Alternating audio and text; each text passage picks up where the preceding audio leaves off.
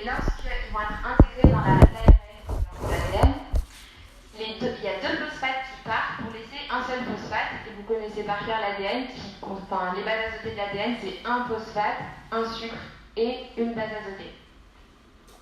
Vous avez aussi besoin de facteurs d'élongation, vous verrez ça. Donc je l'ai répété plusieurs fois. Quel est donc le sens de lecture du brin matrice?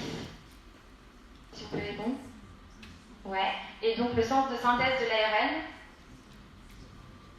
3 5 Voilà.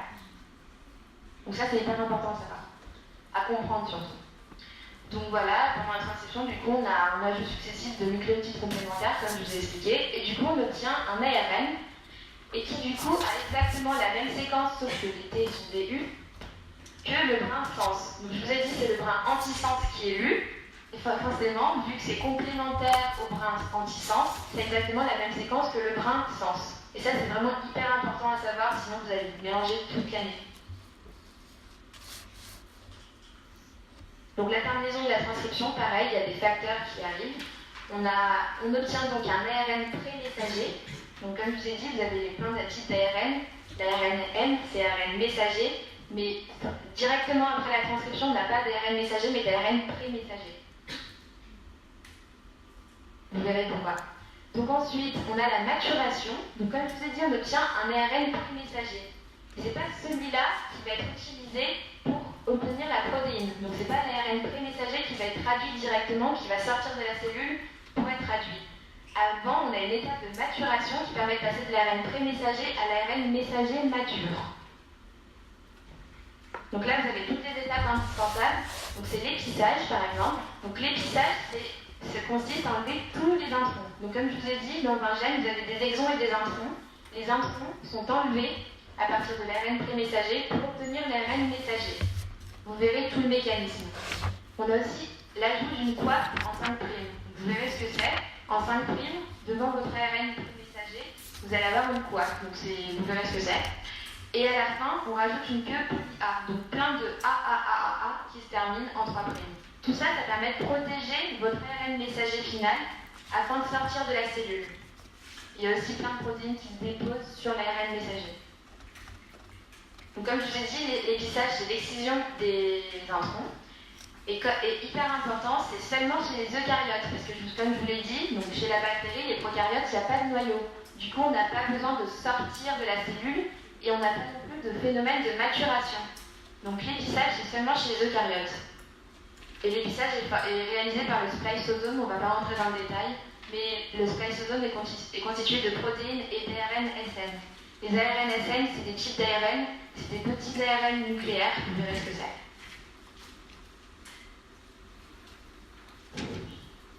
Donc comment reconnaître un intron? Ça c'est hyper important. Donc vous avez sur votre gène des exons, des introns qui suivent. Donc vous avez exon, intron, exon, intron. Par exemple là on a l'exon 1 qui est en 5', un intron et l'exon 2. Comment reconnaître l'intron? Un intron est toujours délimité par un site donneur qui est en 5'. Quand on dit en 5', c'est que c'est au début, enfin, c'est vers le site 5'. Quand c'est en 3', c'est de l'autre côté vers le site 3'. Donc on a un site donneur au début et un site accepteur à la fin. Le site donneur c'est toujours GU et le site accepteur c'est toujours AG. Et au milieu, 30 nucléotides en amont du site accepteur, on a un A, c'est un A de branchement. Et tout ça, ça permet de... En fait, les protéines reconnaissent des sites spécifiques pour permettre l'épissage. Je ne rentre pas dans le détail, mais vous verrez plus tard comment tout l'épissage fonctionne. Donc ça, c'est vraiment hyper important. Et il y a des petits moyens de mnémotechnique, par exemple, AG, c'est accepteur, donc ça commence par la même lettre. Site donneur, GU, vous pensez à G, donc en anglais, give, donner. Voilà. Donc comment passer de l'ARN à la protéine? Maintenant, c'est l'étape de traduction. Donc, vous avez votre exon, en 5', en 3', avant le commencement des exons, donc avant tout ce qui va être traduit, vous avez des zones UTR. Donc c'est Non-Translated Region. Donc c'est des régions qui ne seront pas traduites. Elles sont en 5' et 3'. Et toute l'année, on va vous parler de parties 5' UTR et 3' UTR. On vous montrera des schémas beaucoup plus explicatifs dans l'après-midi.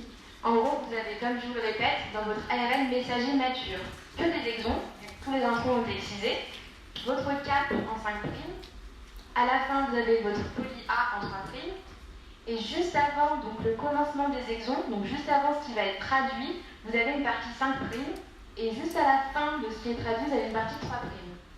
Donc tout ça c'est hyper important. Donc comme je vous ai dit, ça permet de prolonger la durée de vie de l'ARN dans le cytoplasme, de calculer son taux de traduction. Tout ça c'est vraiment comme un code barre de l'ARN. En gros, les protéines vont scanner ce code barre et comprendre ce qu'on doit faire de cet ARN. Est-ce qu'on doit le traduire en plein de fois ou juste en une seule fois? Est-ce qu'on doit le protéger longtemps ou pas? Tout ça. Donc du coup, l'ARN sort du noyau. Vous verrez toutes les étapes de sortie du noyau, surtout en UE2, comme je vous ai dit, en biologie cellulaire. Et du coup, il est prêt pour la traduction. Donc la traduction, c'est transformer l'ARN messager en protéines. Donc ça nécessite un code génétique universel. Ça, je pense que vous l'avez vu en terminale. Donc la traduction est réalisée par un ribosome et par des ARNT, des ARN de transfert. Donc vous verrez ce que c'est. Donc, comme je vous ai dit, donc, vous avez des ARNT, ARN de transfert. Donc c'est des petits ARN qui vont ramener tous les acides aminés de manière spécifique. Donc juste pour info, vous avez votre ADN qui est transcrit en ARN, qui est maturé en ARN messager. Donc là, vous n'avez que des bases nucléiques, donc ATCG. Puis après, ça va être traduit en protéines. Et dans les protéines, vous avez plus d'ATCG, vous avez des acides aminés. Donc ça, c'est la partie juste après. Et les acides aminés sont traduits par 3 bases nucléiques. Donc par exemple, ATC va donner la méthionine, par exemple, je dis ça au pif. Voilà. Vous avez le ribosome qui est la protéine principale, qui permet la traduction, et d'autres facteurs, d'autres protéines d'initiation, d'élongation, vous verrez plus tard. Donc comme je vous ai dit, donc, vous avez vos exons qui sont traduits, vous avez vos 5' UTR et vos 3' UTR qui ne sont pas traduits. Donc pour savoir où commence la traduction, vous avez un codon START. Donc ce codon START, il est universel, c'est toujours AUG. Donc le ribosome va se balader sur l'ARN messager et dès qu'il va trouver le AUG, quand on dit dans la bonne situation nucléotique, c'est que le ribosome se balade de nucléotide en nucléotide. Et ce ribosome est à la fois sur 3 nucléotides en même temps. Donc comme vous voyez sur le schéma. Et lorsqu'il va scanner AUG, il va se dire c'est bon, je suis sur le codon START. Et ensuite, donc il va continuer, donc il va faire sa traduction. Et dès qu'il va trouver le premier codon stop, donc les 3 codons stop à connaître c'est UAA, UAG et UGA. Dès qu'il va en rencontrer un, il va s'arrêter. C'est le signe de fin de traduction. Donc du coup, la traduction commence au codon start, AUG, et se termine au codon stop. Et tout ça doit être en phase. C'est toujours à 3 nucléotides. Voilà. Maintenant, on va vous parler des acides aminés, donc la partie des protéines, du coup. Je vais laisser Solène faire la partie des acides aminés. Je viendrai après si on en a besoin.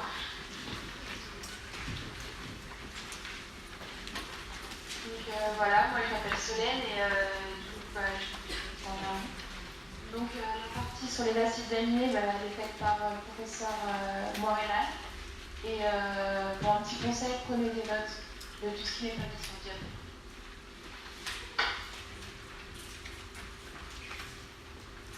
Donc voilà, donc on va aborder dans un premier temps les généralités, ensuite on va voir les différentes classes d'acides aminés, et ensuite on verra leurs propriétés acido-basiques. Donc, pour ce qui est des généralités, les acides aminés, évidemment, sont les éléments de base des protéines. C'est les petites briques qui permettent de faire les protéines. Elles sont synthétisées par les cellules à partir de 22 acides aminés. Donc parmi ces 22 acides aminés, il y en a 20 qui sont courants et 2 qui sont très rares. Donc avec une séquence de 150 acides aminés, on peut donner 150 puissance 20 séquences protéiques différentes. C'est pour ça qu'on a une source de diversité très très importante de protéines dans notre corps.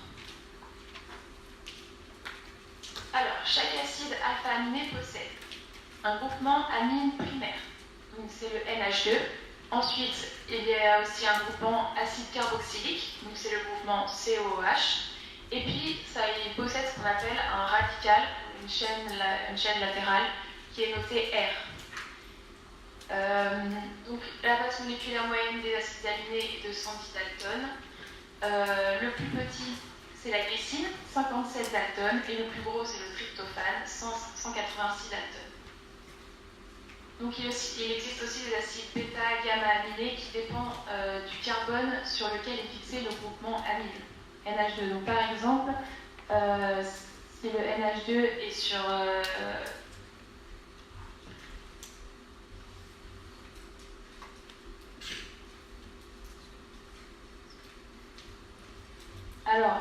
pour la molécule du dessous, NH2 avec le radical qui est sur le premier C, en fait, normalement, ça fait un acide alpha-aminé et pas bêta-aminé.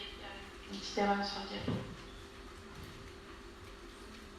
Alors, les chaînes latérales, elles varient selon leur taille, leur charge, ça va être important, ça aussi, la polarité, l'hydrophobicité, la réactivité chimique et l'aliphaticité ou l'aromaticité. En fait, c'est ça qui va déterminer les différentes classes d'acides aminés qu'on verra juste après. Donc voilà, vous avez une nomenclature, donc il faudra l'apprendre par cœur. Ça va vite rentrer, vous inquiétez pas. Donc voilà, vous aurez la liste pendant l'année. Ensuite, du coup, les différentes classes d'acides aminés. Donc comme je vous l'ai dit, elles sont classées en fonction de leur radical, la chaîne latérale.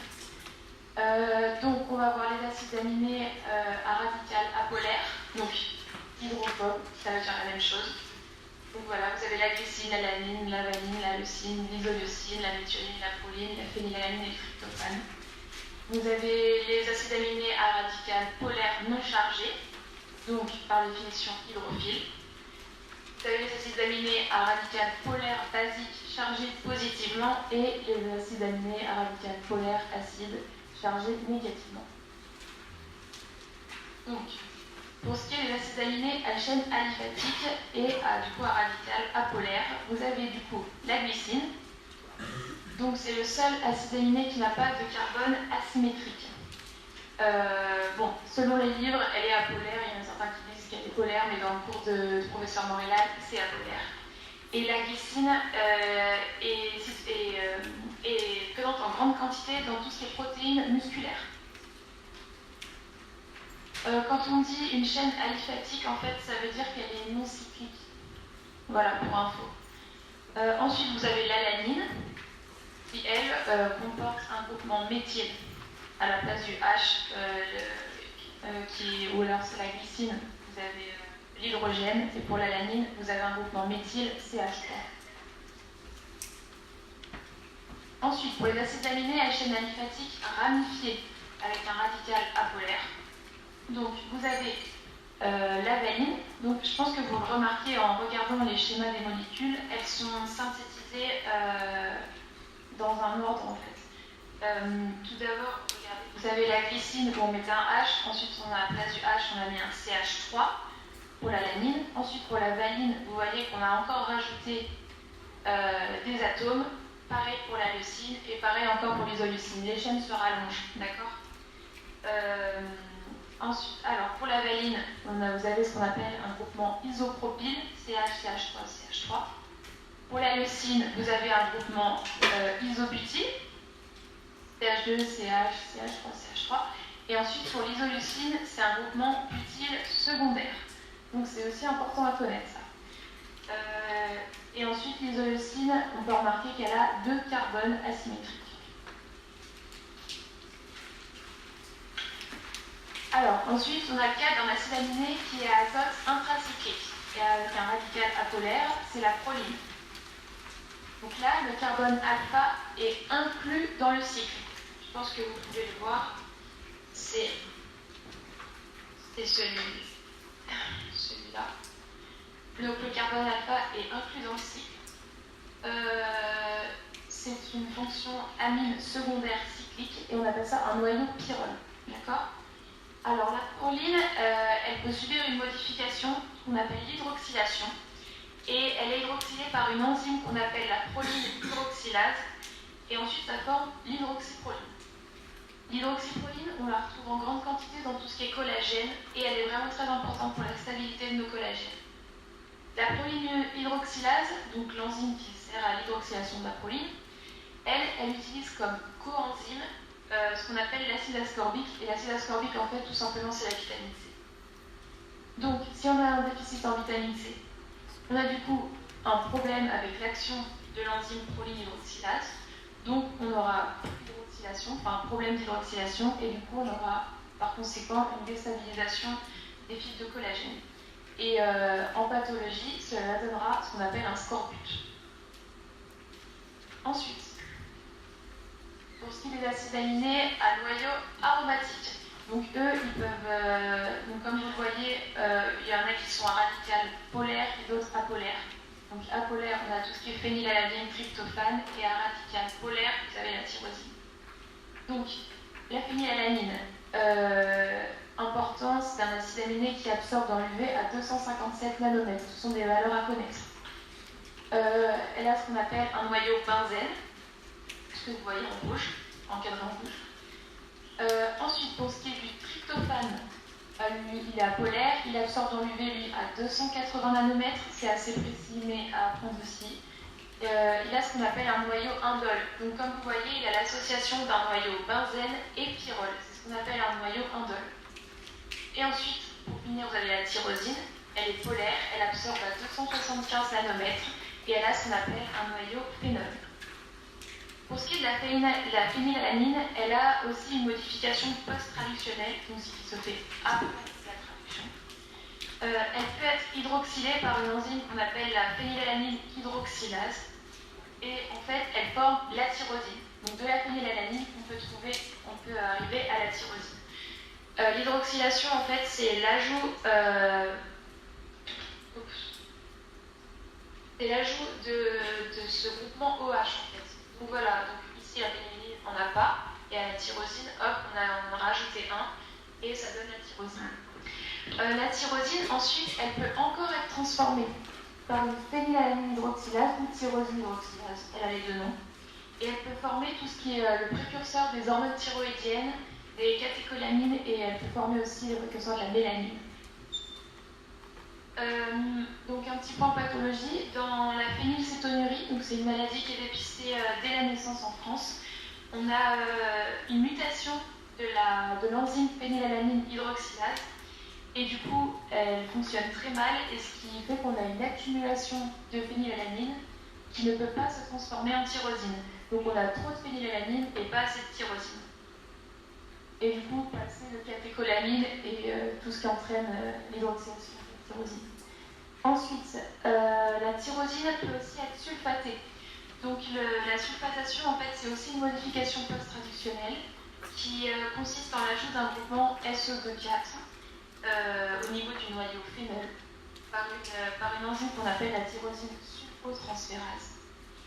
Et du coup, cet acide aminé, en fait, il donne des cristaux. C'est pour ça qu'elle a un rôle, la sulfotyrosine, dans tout ce qui est coagulation et dans les protéines extracellulaires comme tout ce qui est collagène et protéoglycanes. Dans l'athérosclérose aussi, on a un excès d'enzymes de sulfatation. Et du coup, on a toute sulfatation dans toutes les cellules hématopoïétiques. Ensuite, la classe des acides aminés hydroxylés, donc, et qui sont à radical polaire, les deux. Donc on a la sérine avec son groupement CH2OH. Donc voilà pourquoi elle est écrite, voilà pourquoi elle fait partie des acides aminés hydroxylés, parce qu'ils finissent par un OH, les deux, sérine, thréonine. Donc la sérine, elle a un groupement alcool primaire, donc c'est encadré en rouge, donc c'est un groupement alcool primaire. Et les électrolytes de l'oxygène permettent d'attaquer le groupement plus. Et c'est un rôle très important dans le site actif des enzymes, donc vous le verrez aussi avec le professeur Moréal. Ensuite, pour ce qui est de la thréonine, on appelle ça un groupement alcool secondaire, le CH3OH. Et la tyrosine, alors, elle fait partie des acides aminés à noyau aromatique, mais elle fait aussi partie des acides aminés hydroxylés, parce qu'on a vu tout à l'heure qu'elle se finissait par OH. Alors, et la sérine, du coup, elle peut aussi être modifiée de manière post-traductionnelle. Elle peut être phosphorylée. Donc la phosphorylation, en fait, c'est l'ajout d'un groupement PO4 par une kinase sur les chaînes latérales en fait, des 3 acides aminés hydroxylés. C'est un rôle très important dans tout ce qui est transmission du signal entre les cellules.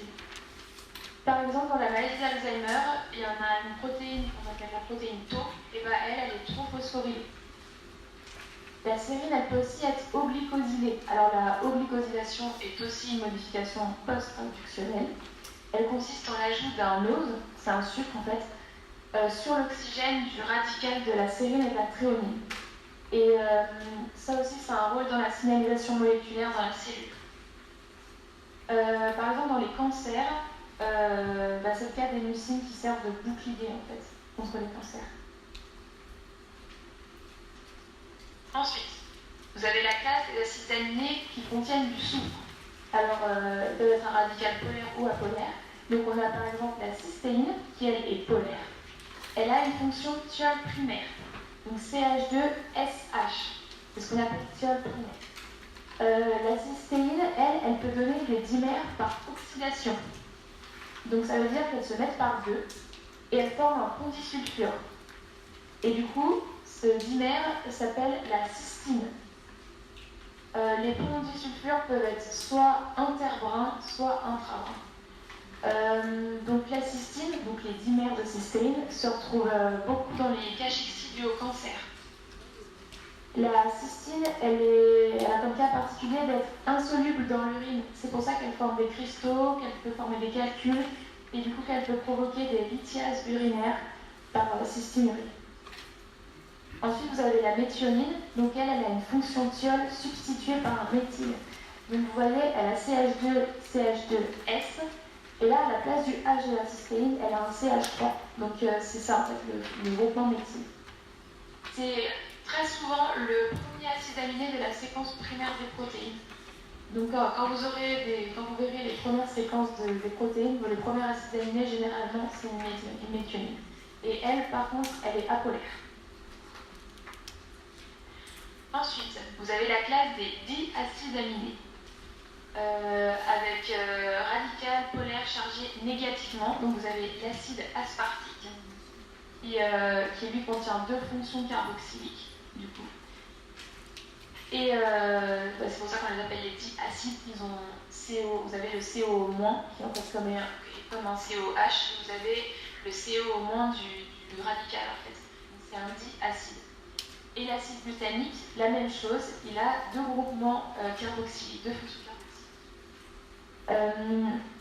Et l'acide glutamique, lui, peut être décarboxylé pour former ce qu'on appelle le GABA. Le GABA, c'est le principal neurotransmetteur inhibiteur